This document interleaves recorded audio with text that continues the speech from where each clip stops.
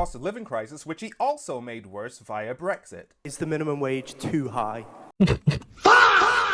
Come on now, people. Does it take that much maths to realize that Farage really fucked up our country because of Brexit? And now he's trying to do the exact same thing again? Look at his face. Look at his face. He's like, huh? What? Oh, shit. He looks like he's been caught in something, bruv. Look at him, bruv. I'm the best ever. There's never been anybody as ruthless. I'm Sonny Liston. I'm Jack. Farage, I'll protect the rich from the poor. Fact check. Video by Femi F Politics. This is a new channel. Never seen them before. But this guy knows his stuff. I've watched a little bit of the video. Now what you guys have a look at this too, so let's see what he has to say. Welcome back to F Politics. This is why I love whenever Nigel Farage visits the bankers in the city of London, because it's that old phrase, you can fool some of the people all the time, all the people some of the time, but you can't fool all the people all the time. Whenever Nigel Farage visits the bankers and the rich people, you can see what he really feels and who he's really in politics to protect. His whole thing of, I'm in it to protect working class people against the elites, just disappears. And this hard left socialist dogma that it's popular to tax the rich, that the rich won't move, they'll stay and pay more, that, I'm afraid, has infected virtually the entirety of our political class, and it's wrong. Now, the vast majority of the UK supports taxing the rich more. They also support a wealth tax. Meanwhile, Nigel Farage is pushing the narrative that if you tax the rich, they'll all leave and you'll have nobody left to tax and you won't be able to afford public services. But now, you see how finally, after all this time, Farage finally has to acknowledge the tax policy of taxing the rich. This is a win for the Green Party. I'll tell you why. Because as Farage stupidly has to go against the Green Party and all their policies, it only gives more reason to vote for the Green Party because they're the only ones making fucking sense around it. So this is a win.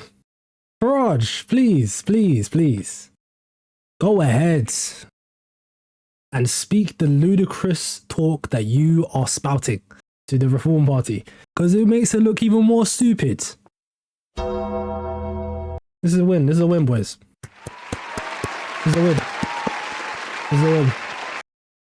Because look, many other EU countries already have a tax policy, such as Spain. The reason why I brought up Spain is because there's something very important to note when it comes to Spain's economy. So I asked ChatGPT, when did Spain impose a wealth tax? They imposed a wealth tax in 1977 and they reinstated it. So they reinstated it around this era. So then I asked ChatGPT again, did Spain see a significant decline in millionaires and billionaires when they imposed the tax? According to tax agency data, the number of mega rich taxpayers declaring over 30 million in assets in Spain increased by about 74% between 2011 and 2017 after the wealth tax was reinstated in 2011. Well, would you look at that? They saw an increase in millionaires and billionaires. A Credit Suisse report showed that while Spain did see a drop in millionaires, about 21% around 2014 from 360,000 to 266,000, the decline was attributed mainly to currency/asset value changes, not necessarily tax policy. Oh, and if you wanted to know how much they've been growing, they've been outpacing us, by the way. So, has Spain grown more in terms of GDP compared to the UK? Yes, overall Spain has posted stronger recent GDP growth than the United Kingdom, though the comparison depends on the exact time frame you look at. Here are the key points. But if we talk about recent times, Spain's real GDP grew by about 3.2% in 2024 compared to 2023. In 2023, Spain's growth was around 2.7% revised estimate. So there you go. They're growing at a faster rate. Anyway, let's continue. according to the London School of Economics, that's just not happening, partly because those millionaires know that if they do that, they'll look like dicks. So Nigel Farage is going against the opinion of the vast... Billionaires already look like dicks, man. Look at fucking Elon Musk. Mate, people don't like Elon Musk. He's a billionaire and he hasn't left this country, but people hate him. Just a fact. Well, no. majority of people in the UK in order to protect the riches of the super wealthy based on a theory that has no evidence behind it. Still think he's a champion of the working class? And you can tell that this whole we have to protect the rich thing is personal for him, because he says, I didn't take the family to Barbados. I didn't buy the kind of cars I'd have liked. I put money aside. That is now subject to inheritance tax. only 4% of people in the UK are even rich enough where they would be eligible to start wow. paying any inheritance tax. And that point about him putting away money, just so you know, the more money that the rich save and then don't put back into the economy, the less money that is circulating around the economy. Hence, less money for the UK economy to grow. Just saying, that's the point. That's just how basic economics works.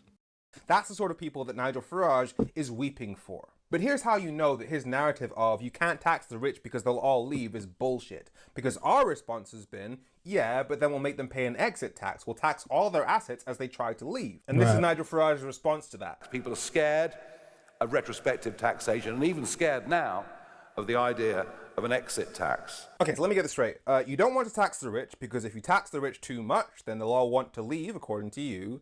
And then we say, okay, but if they want to leave, we can just tax their assets before they leave as an exit tax. You're against that too? It sounds like you just don't want to tax the rich because you're rich. And that's exactly the reason why he's doing this. And he doesn't want to tax the rich because the people that are backing him and paying his pockets are rich. So that they can keep pushing this agenda to scare and fearmonger the British public. And as it keeps working, which is clearly not working anymore, the dumber you fucking look. You look around the EU and European countries and you notice they have more billionaires and millionaires, and they have an exit tax, and they have inheritance tax, and they have a wealth tax as well, while also having more billionaires and millionaires. So, Reform, Nigel Farage, you look very stupid right now. Because as we all know, the UK economy is performing worse than all the other EU countries right now. That's just a fact. And what's something a lot of these G7 countries have in common? They have taxes for the wealth. They have wealth taxes. Simple as that.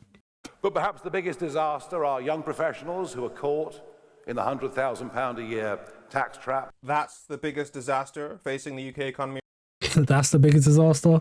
What percentage of young adults are earning over 100 grand? Let's go find out. I asked ChatGPT, what percentage of young adults in the UK earn over 100k a year? And here's what it says. Here are some related figures to give context. A source states that only about 4% of all UK earners make 100k or more. That's everyone, every age group.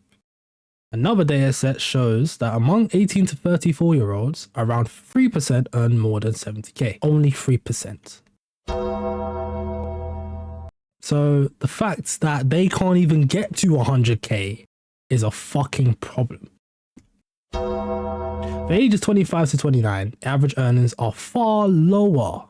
And he specified young adults, which usually means 25 to 18. That's usually the young adult range. So they usually earn 15, 16 pound an hour and no breakdown to 100k is given. Right? So fellas, Nigel Farage is so out of touch with the UK economy and the feelings that young adults are going through and the problems that they are going through that he thinks all of us are making 100k and we can't get past 100k. No, mate. We can't even get past $16 an hour. Sorry, £16 an hour. Fucking donut. People who can only earn £100,000 a year? Really? And then we have the banking industry. But they, of course, are forced to implement European Union money laundering directives that has led to the debanking of hundreds of thousands of individuals. I know a lot of you argue that one of the reasons that Nigel Farage wanted Brexit was because the EU was going to pass anti-money laundering legislation, and while I don't buy that as a sole justification, he clearly doesn't like anti-money laundering legislation. And for him, Now, as we all know, the main reason why he wanted to have Brexit is because he is racist, people. That's the main reason why. There are plenty of clips, plenty of times, more than a handful of times, where Nigel Farage has proven that he's a racist. And that is the main reason why he wanted Brexit, is so that he can get rid of all the EU migrants. So that he didn't see Romanians and Spanish people and French coming into his country. That's why.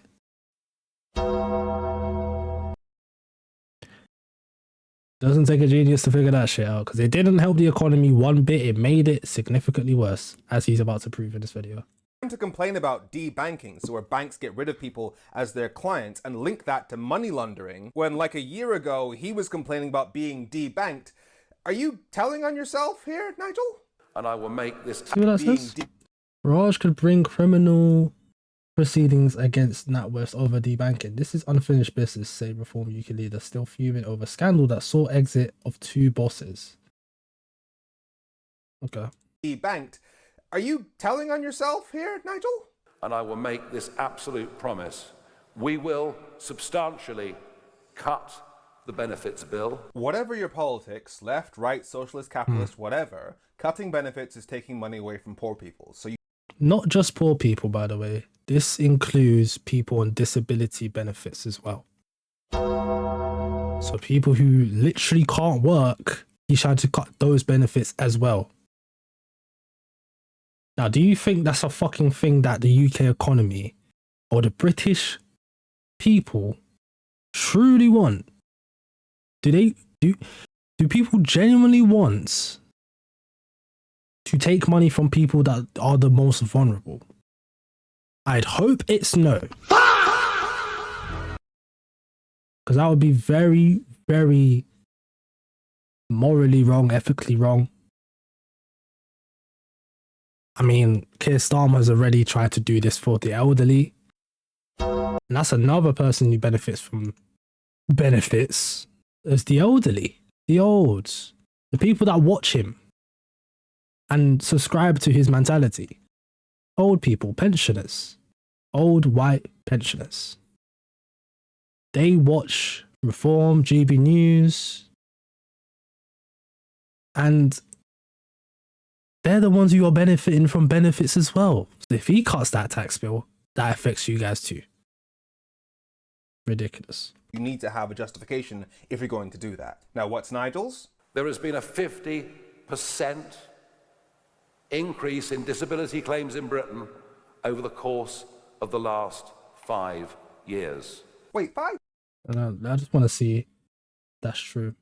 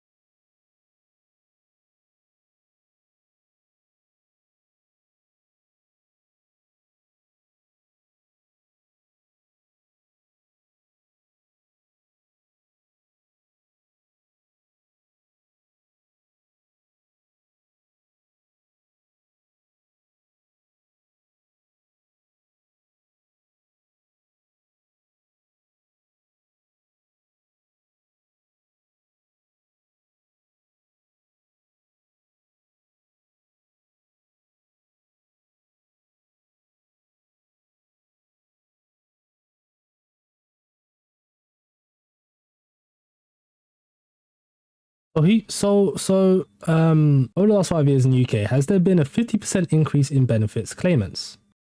It obviously couldn't find anything that said there was a 50% increase. But what it did find was, according to DWP, there were 20 million people claiming one or more DWP benefits at around February or August 2019, right before COVID and the lockdown. Now, more recently, there were 24 million people claiming some combination of DWP benefits in the period August 2023 and August 2024. So where where in God's name did he get 50%? Where did he get that? Because this is only a 20% increase. So his numbers aren't even right. How do you miss something so obvious? You know what? Let's be fair and let's see. Let's try like another news source.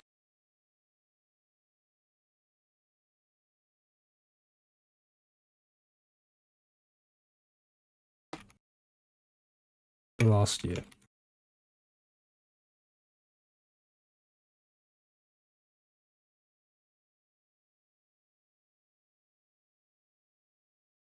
Yeah.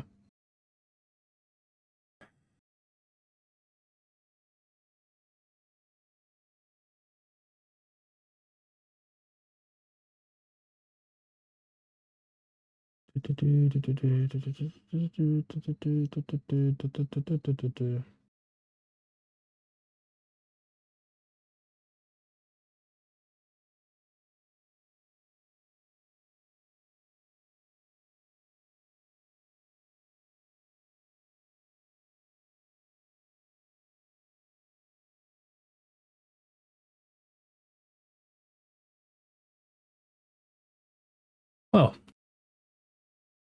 would you look it up? It hasn't. That's the exact one. Right. So, ChatGPT is correct. This is from gov.uk and it gives the exact same numbers. 24 million people claim some combination of DWP benefits at August 2024. So once again, where the fuck is he getting these numbers from? Years ago is 2020, when a global pandemic overloaded and crippled our National Health Service, pushing our waiting list to record levels with millions of people waiting for treatment. And you're shocked that there are now more people who are too sick to work? Especially when one of the reasons that our NHS is so overloaded and why there are so many people who are now waiting for treatment is because Brexit cost us literally thousands of EU nurses and doctors, making Nigel Farage partly responsible for the fact that there are now so many people who are too sick to work. Yeah. And now he wants to cut the benefits of the people who are too sick to work during a cost of living crisis, which he also made worse via Brexit. Is the minimum wage too high? Come on now, people. Does it take two and two? Does it take that much math? Does it take that much maths to realize that Farage really fucked up our country because of Brexit? And now he's trying to do the exact same thing again with reform? And you guys still believe this guy is going to lead your country to prosperity? He's going to lead it to ruin, people. We're fucked because he's leading in the polls right now, our overwhelming majority, 30%, they are looking like they are going to win. It is dropping because of the Green Party. Because the Green Party is the only one that's making fucking sense around here. I'm not going to lie to you. COVID, it had a ginormous effect on the UK economy and the working class people. As you clearly stated, as we lost more NHS workers, more people are getting sick. That means less people can get help. So if less people can get help, longer wait times, people get sick, more people get sick, etc., etc., etc. That leads to, oh yeah, more people looking for benefits, but not a 50% increase, my friend. The minimum wage is too high for young workers. Do I even have to go into this? Do I even have to go into this? Young people can't even get employed. What the fuck are you talking about? What the fuck? Graduates can't even get employed on a minimum wage. So that means people aren't able to give to your economy at all because they can't get hired. So in turn, what he thinks is young people aren't getting... No, sorry. He thinks young people are getting paid too much, even though they're not getting paid at all. Yeah, that makes logical sense. That makes logical sense. Yeah. That makes so much fucking sense. Will be the party of small business. The Small Business Federation has been screaming for half a decade that Brexit has been crippling UK small businesses. The extra red tape and bureaucracy caused by the fact that the UK no longer follows the same rules as the EU has meant that many businesses in the UK have simply stopped operating abroad. So for let's see those little let's see these stats right here. How small firms are responding to Brexit challenges. This is in 2023. Brexit has undoubtedly made it harder for UK small businesses to trade with the EU because of tariffs. Under the new trading relationship, many firms have reported increased costs, rules, paperwork, delays, and disruption, of course. Compounding this are the ongoing difficulties many continue to encounter with the movement of goods across the Northern Ireland border. Man, Brexit really fucked us up, huh? UK small businesses. The extra red tape. And this one in 5 small businesses now unable to trade with EU. British Chambers of Commerce urges government to cut red tape on UK EU goods movements. Because as we all know, when we looked at America, let's look at America. When Trump raised the tariffs for imported goods, all it did was make it to where farmers had to pay more. Nvidia, which is a key part of American economy, is actually their biggest company, now has to increase the prices of all their goods. Apple has to do the same. It affects everyone. So, and that is a very recent example that when you increase tariffs, what it does is raise the costs for the people that live inside of your country. Not the other way around. It don't work that way. Anyway, UK small businesses struggle with bureaucratic quagmire after Brexit. Companies say they are being hindered by complex new rules in Europe as COVID curbs ease and business travel resumes. Jesus, man. And bureaucracy caused by the fact that the UK no longer follows the same rules as the EU has meant that many businesses in the UK have simply stopped operating abroad. So for Nigel Farage to call the Brexit Party the party of small business is frankly laughable. Will the civil service be smaller? Yes. Nigel Farage is boasting that if the Reform Party gets into power, they'll cut the size of the civil service. Well, why is the civil service so big right now? My days. There are more than 7,000 people working on Brexit. There is funding for an extra 9,000 staff to be recruited into the civil service. We are currently recruiting an extra 300 staff in time for our exit, with plans in the pipeline to recruit 1,000 more staff so they're ready to deal with any increase in work. We are doing worse on debt than any of our competitors, and that includes Eurozone countries. You're complaining that the government is in debt when your Brexit cost the UK government £40 billion a year in lost tax revenue? Okay. And just look at the pace, the rapid Yeah, man.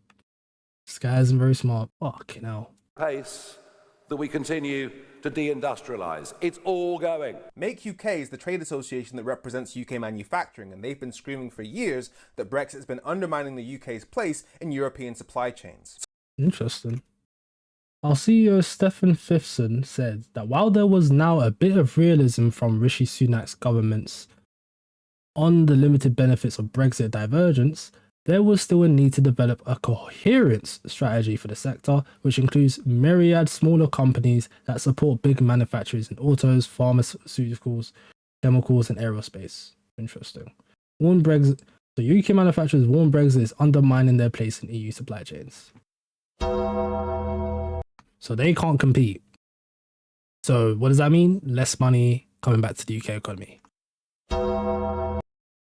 Fucking hell. Been screaming for years that Brexit has been undermining the UK's place in European supply chains. So we are very much in the Nigel Farage complaining about problems that he created section of the video. That Brexit has been squandered. This is the argument that if Nigel Farage was in power, Brexit would have been done properly, but the Reform Party's policy for Brexit was no deal Brexit. So unlike with the trade deal that we negotiated, there would be no trade deal at all. So all the economic problems that Brexit created would have been even worse. The opportunity to There you go. sensibly deregulate. The problems that have been created by Brexit are primarily because the UK's regulations are no longer the same as the EU's regulations, which means there's extra red tape, extra bureaucracy, and that adds cost. That's why things are getting more expensive. So when Nigel Farage talks about deregulating, that means that our rules would be even more different to the EU's rules, so all the damage of Brexit would be even worse. That regulations Yeah, man. Farage, man. It's not making this sense. It's not making this sense. and the way regulators Wow. behave with British business is now worse than it was at the time of the Brexit referendum vote. Yes, because before Brexit, the UK had the same regulations as the main place where it did all of its trade. So there was no extra red tape. Everything that was legal in the UK was automatically legal in the EU and vice versa. Now businesses have two sets of regulations to follow. So yes, your Brexit has ruined the UK economy. Through the financial services industry, Such an idiot, man. My God. My God, Farage. It's almost as if the more policies and the longer it takes for you to be able to get one thing to another place, all it does is slow down the money transfer. Oh. All it does is slow down everything, right? Fucking idiot. to the fishing industry. This is the man who sold Brexit on the basis of it being the saviour of UK fishing, admitting that Brexit Britain is worse for UK fishing. And remember, the damage that Brexit has done to fishing is because the UK is now in a different legal jurisdiction to the EU, and we sold half of our fish to the EU. But if the Reform Party's no-deal Brexit had been in place, that would mean the EU would have had to put tariffs on all the fish we sold to them. So when he moans about the damage that Brexit has done to fishing, just know it would have been even worse under him. Financial services are Britain's biggest industry. I'm talking about an industry that employs hundreds and thousands of people in every major town and every major city in this country. Gee, I sure hope Nigel Farage isn't responsible for damaging an industry that is that crucial to the UK economy. The costs of doing business in London, the costs of doing business in our financial services industry are now simply too high. And we're losing business to places all over the world. New York, the Far East, you name it. But why is that, Nigel? Because the chief of London's financial sector says that 40,000 jobs have left London because of Brexit. And here's the CEO of Goldman Sachs to really nail that point down. London continues to be an important financial center. Right. But because of Brexit, because of the way the world's evolving, the talent that was more centered here is more mobile. We as a firm have many more people on the continent in the last 5 years than we did, 5 to 10 years ago. So once again, Nigel Yeah. And why do you think that is because of? Because all the problems that Brexit caused, such as rising housing costs, such as increased tariffs, such as lower wages, such as ruining the economy, making it harder for somebody who had buying power of 70k today versus 5 years ago to have less buying power, means they leave and go to another country and work in another country. That means they get taxed in a different country, so that tax is no longer in this country, meaning we have a lower economy.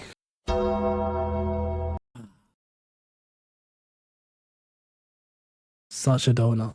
Farage creating a problem and then claiming to be the solution. But my favourite part of this whole thing was the fact that Nigel Farage was asked this question. Can I quickly also ask, do you still support PR? You were a big advocate of it for many years, but have seemed to have gone rather quiet on it now. The first past the post looks like it favours you. Look at his face. Look at his face. He's like, what? Shit. He looks like he's been caught in something, bruv. Look at him, bruv.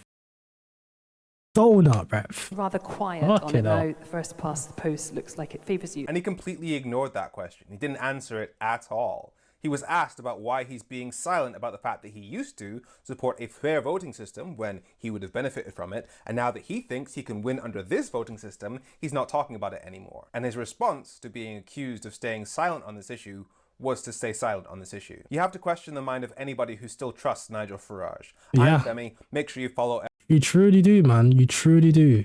And The problem is the people that still vote and still think Farage is going to be the person to get us into a better economy. People that think that he's the guy are the uneducated, are the people who don't fact check, are the people that are racist. Red pill, if you will. It's the far right. Notoriously known for chatting lies and destroying the minds of young men. Thinking that women this, women that, women are bad, don't date women. Fuck women, get money, get rich. Which I would, hey, get money. But don't say fuck women, bro. That's crazy, bro. Banani's amazing, bro. Why would you say no to that, bro? The two best things in this world, bro. Get money, get pussy. So for you niggas to be like going harder at the women like that, it's crazy to me, bro. But anyway, it's a great video by Femi F Politics. We're definitely going to be reacting to this guy a lot more on this channel. He's very, very funny. I like his take. I like the way he talks. I like the way he delivers things, fact checks, shows proof. We love to see it, man. Anyway, that's gonna wrap up this video, boys. You guys let me know what you think in the comments down below. Whether you would still vote for Farage after all of this. And yeah, I'd love to know the reasons why you would vote for Farage at this point, because it looks like you're gonna be on the wrong side of history right now. I'm not gonna lie. But anyway, until next time, love.